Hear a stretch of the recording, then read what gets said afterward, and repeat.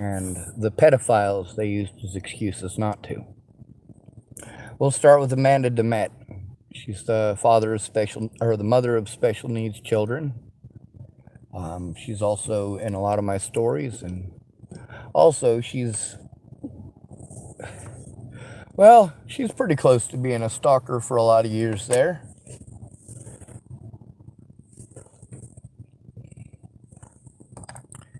She went and liked every one of my comments on everything that I posted for years, but turned out she actually hadn't read a lot of it. She was just clicking it so that it had a like next to it.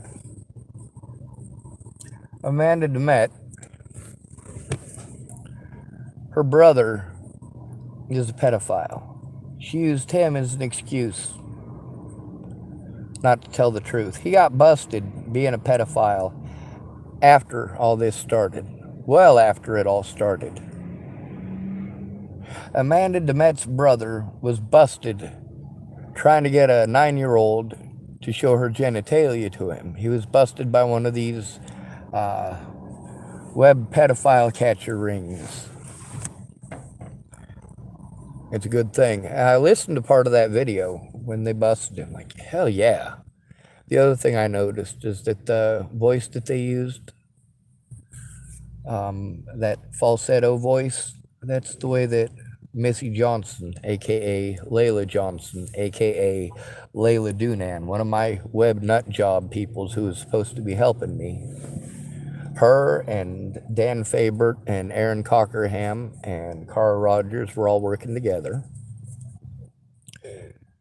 Now, I'd like to believe that they weren't, but all of the evidence shows otherwise. All the evidence points to gaslighting,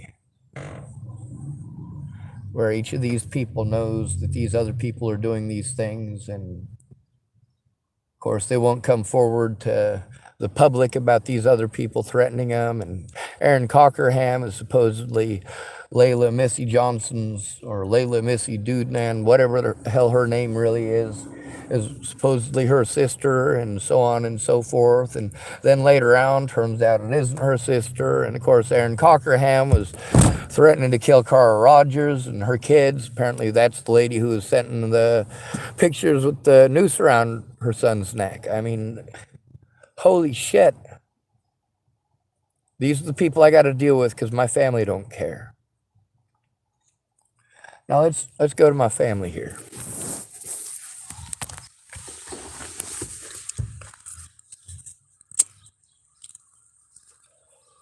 My mom helped me.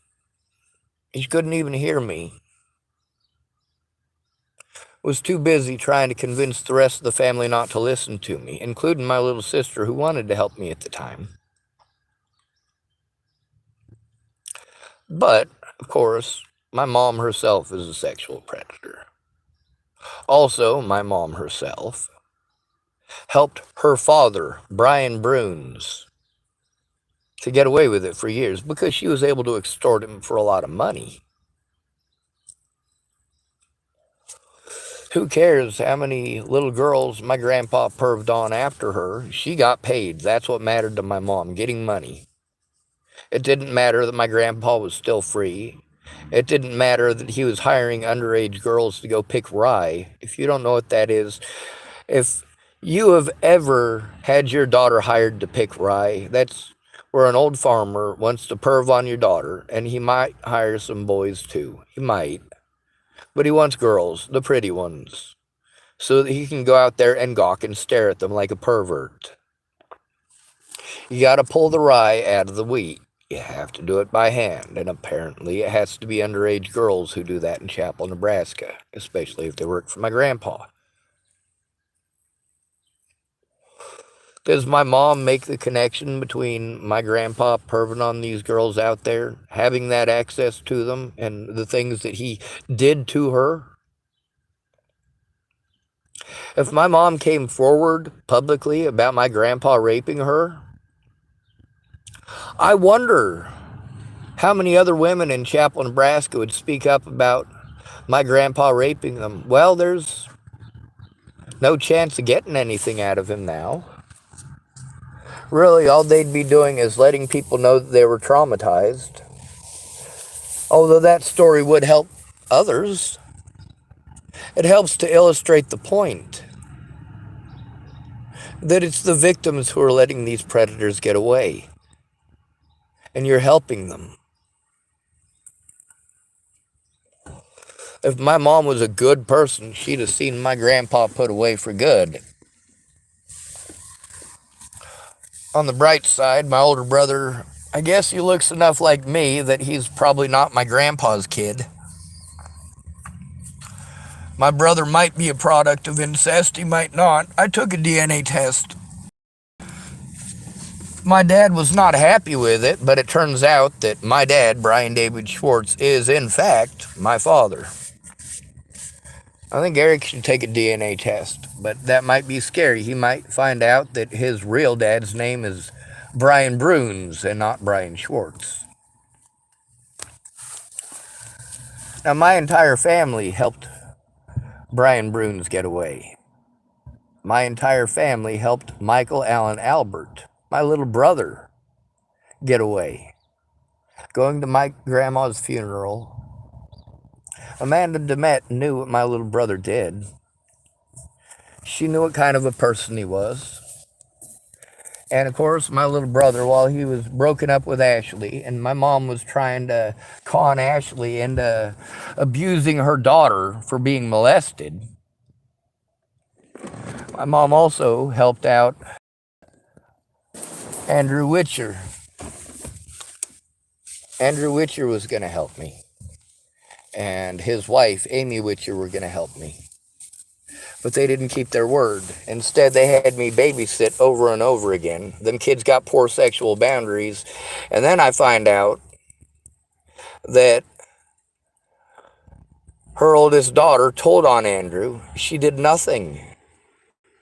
She told on Andrew for molesting her. That was the night that all that shit went down with my vehicle.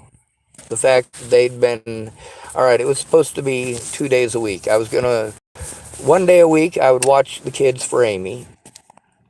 In exchange, she would help me for a day. One day a week, I was going to watch the kids for Andrew, and in exchange, she was going to help me for a day. Well, the messages between her and I show that she was doing cocaine. He was on meth. She knew it. They both knew it. I got the conversations with Casey Smith recorded as well.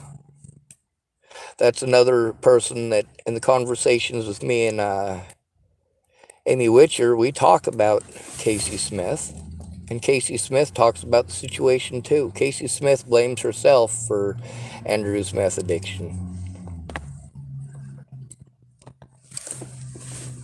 When Amanda, Amanda Payne, was wanting to run around Chapel, Nebraska and pretend like I was on meth to try to alleviate her sins, she was claiming that I must be on meth because I hung out with Andrew. I never did meth with Andrew, never did meth with Amy. But here's the thing, like, it doesn't matter because she's a girl and it's okay for her to destroy a man's life and his reputation and his opportunities by doing that. There's another sexual predator in Chapel, Nebraska. Her name is Susan Riley. And she is a sexual predator and a drug addict and an alcoholic, and the whole town supports her. She's a self-proclaimed bisexual, and yeah, she is into both men and women. But being into both men and women doesn't make being a predator okay.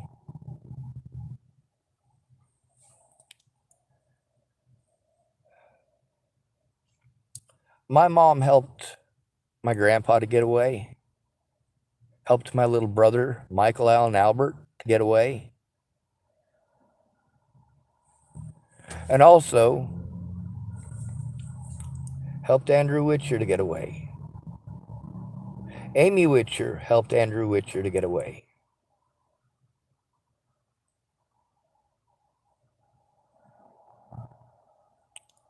How did that help me?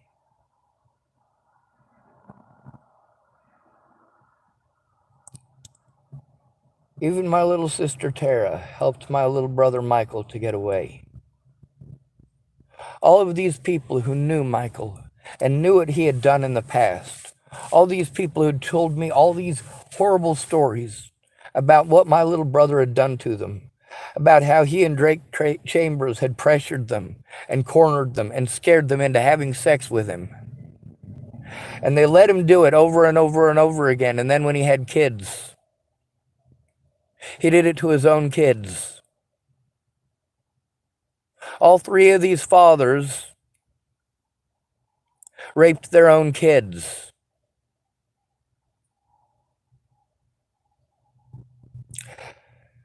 And all of the mothers helped them to get away with it.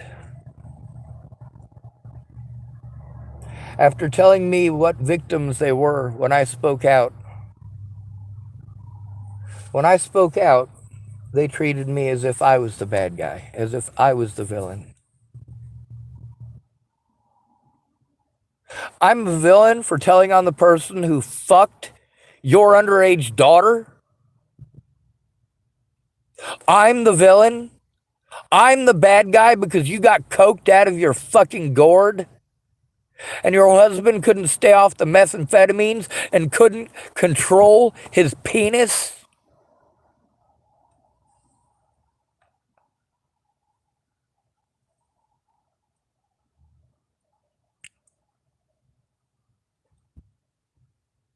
I told the truth about these sexual predators. Rand Ingersoll could have spoken up about Doug Cowton.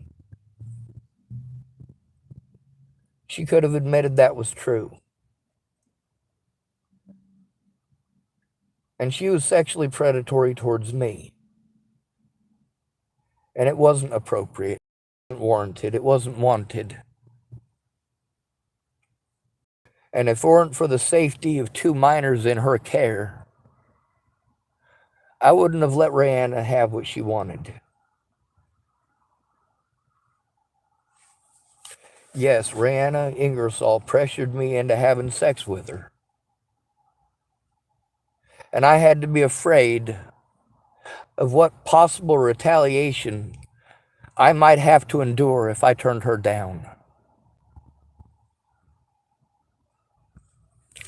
Danica Garner, Rochelle Campbell, Alicia Bollinger, Natalie Bollinger, they all helped Tim Beeson, the sexual predator, to get away.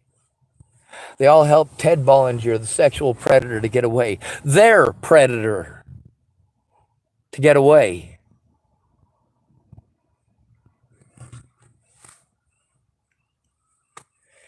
You say it's not okay to put these personal business up there. These are their reasons and their excuses for not keeping their word. These are their reasons or excuses for doing horrible things that resulted in horrible things happening to their own children and to me and to many others. These are people who helped the predators to go free so they can do it again to anyone they choose.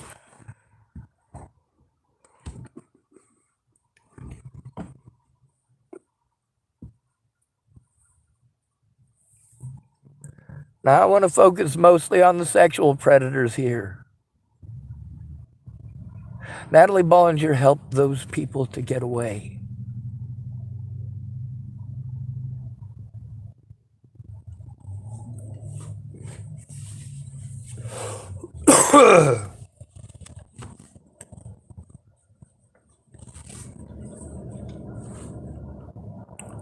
When I was letting her know what these people were accusing me of, she wanted to pretend like I was making it up.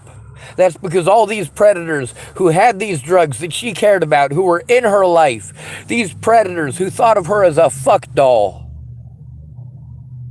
she was listening to them because they were in her life. Those people didn't take no for an answer. Tim Beeson kept calling her up while I was in Virginia, threatening to blow his brains out because she wouldn't touch his penis. I wanted my life to end because I was being victimized by people like Tim Beeson.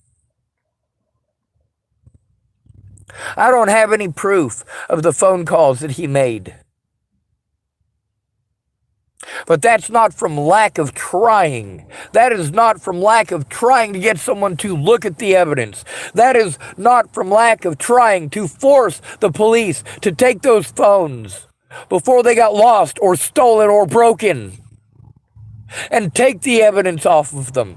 Whose phone numbers were those? I got evidence in Facebook Messenger. People want to say, oh, well, that's Facebook. That's not eligible in court. Are you shitting me? It certainly is. It certainly fucking is. You're playing fucking retarded. I guarantee you, if I was to threaten to kill you on Facebook, you'd get a hold of the cops. Instead of making excuses. You don't know what the laws are. You will manufacture laws in your own mind just because you think that alleviates it. That makes it okay that you're a piece of shit who doesn't actually care. You're just pretending because you think you may get something out of me in the future, even if it's just somebody listen to you bitch when you're lonely. When you realize that there are consequences to abusing my friendship, yeah, I have no problems with you leaving. I'm still going to show you and show the abuse my friendship. If you don't want to look, you don't have to. If they don't want to look, they don't have to. But unlike you, I'm not going to make every excuse not to ever try speaking up. Because unlike you, I'm not a coward. Unlike you, I am not protecting the fucking predators. Unlike you, I am not making excuses for predators, saying that they can't be predators because of their gender, or their skin color, or their sexual orientation. I'm not the one pretending that this shit is okay for some people and not for others. I'm not the one hiding this shit in the churches. I'm not Pastor Rod Wright. I have more morality than that.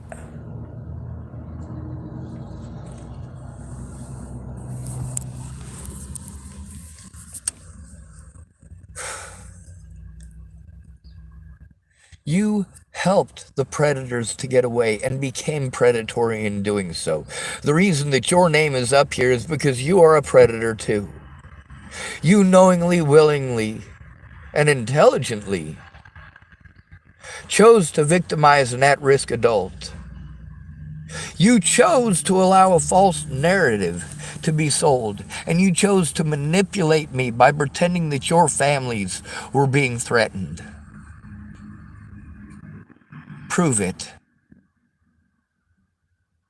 You expect me to just take your word for it.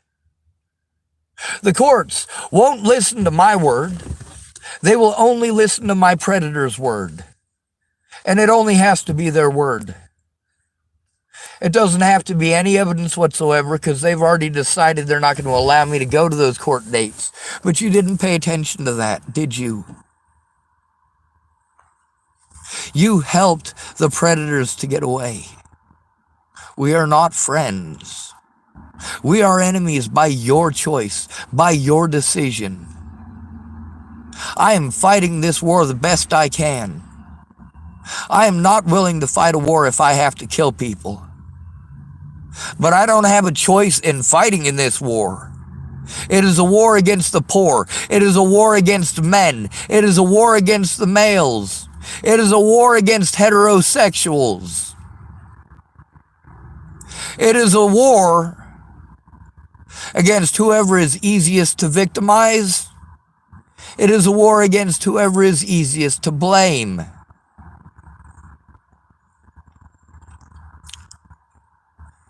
When it all comes down to it, you're not going to stand up for the other victims. You're going to do what the predators want you to. You're going to go hide in the corner until they come to rape you again. Then you'll complain a little bit, realize that all the people that you didn't help aren't going to help you. You go back to the corner, you cry some more until you get raped again. Eventually, you stop coming out of the corner. Eventually you stop asking for help. Eventually you stick a kitchen knife through his fucking skull.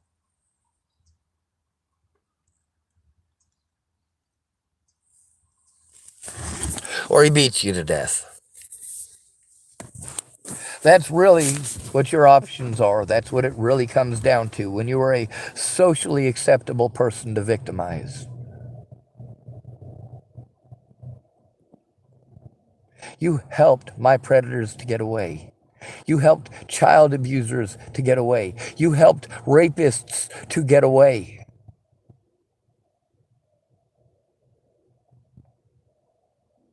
Because your rapists meant more to you than the children that they fucking took advantage of. I was raped often as a child, and it never leaves you. The disgust. I am grossed out by sex, but it doesn't matter. I have a dick. So if someone is predatory towards me who's a female, it must be because I'm sexist and couldn't take no for an answer. If I'm victimized by somebody in the LGBT community, then it must be because I'm, of course, must be a homophobe. No, I still fight for individual rights. I still fight for the rights of homosexuals, but not the predators. Being gay does not make pedophilia okay. Being black doesn't make racism okay. Being a woman does not make sexism okay. And being a cop doesn't make breaking the law okay. Good to be rid of you. Thanks for coming to visit. Stay out of trouble or don't get caught. Remember, you are your brother's keeper, and no victim left behind. Unless, of course, you want to make excuses for 6 years, instead of following the instructions and following the law by going in with the person and helping them to turn it in immediately. Isn't that right? No, that's not right. No victim left behind. Not even if their predators are cops. Not even if their predators are women. Not even if their predators are black. Not even if their predators are Christians or Muslims or atheists. No victim left behind.